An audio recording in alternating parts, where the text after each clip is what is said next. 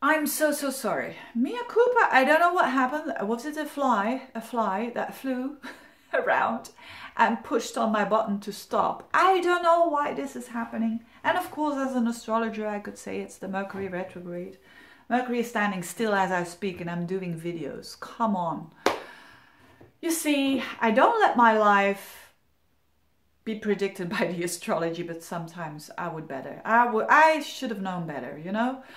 Anyways, mea culpa for the Aquarians and the Pisces I'm going to do here in the second part, explaining for you what it means, this Mercury retrograde going direct again in Aries and this new moon in Aries with Uranus on it. So, I think for Aquarians it's fantastic.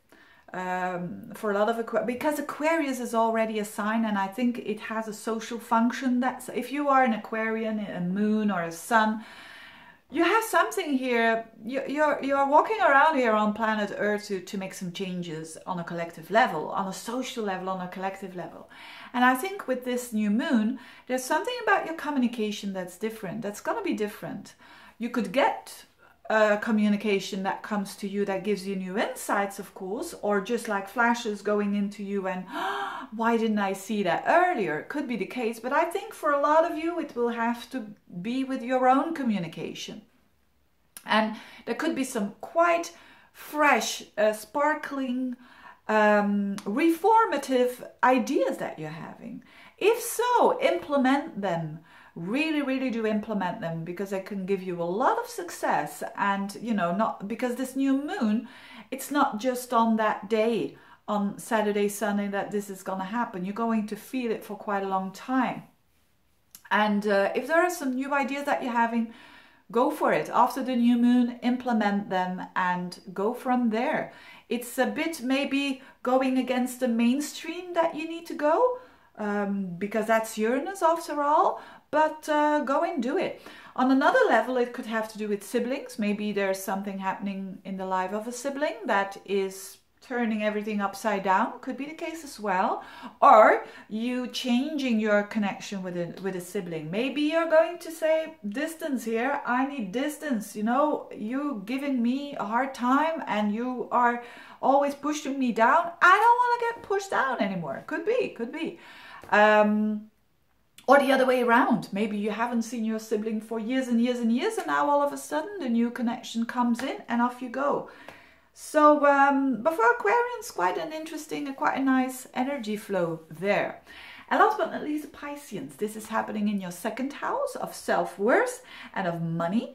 So let's begin with the highest level there, self-worth. I think there could be all of a sudden, the self-worth that you've lost, let's hope that this is not the other way around, but all of a sudden, the self-worth that you've lost there is back. And you can tap into, because something happens out of the blue. Maybe you worked hard behind the scenes and now all of a sudden, something becomes very clear and you feel that confidence again. And that could happen to you, Pisces. And it could also be the other way around, you know, that something happens that you get a bit insecure there, you know, you don't know what's happening.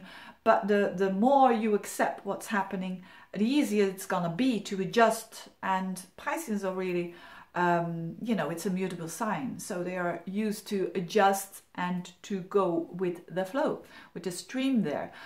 On another level, when it's not about your self-confidence or a boost that you're getting all of a sudden, it could mean that it has to do with money. It could mean that all of a sudden, because of a client that has put a purchase on one of your products, all of a sudden you have a big income or a big flow that comes in, which would be great. It could be the other way around as well. But hey, we're not going to focus too much on the negative, I said in the beginning of the reading.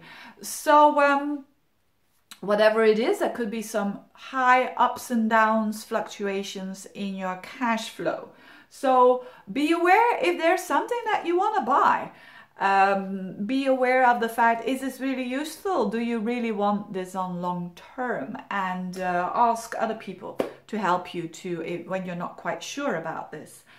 What is second house is also, the second house is also what we put in our mouth. So maybe you're going to a restaurant, maybe it's just that, as simple as that. You're going to a restaurant you've never gone before, and it's so amazing, so exciting, and it's, you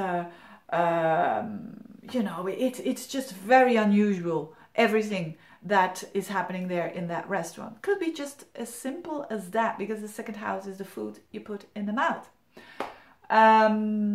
So, having said that, I wish you all the best with this new moon. Try to embrace this excitement. Try to put a bit more excitement in your life, if that is what you've been missing lately, because if you're not going to do it, someone else or the universe is going to do it. And, you know, being aware is one step, and one step at a time.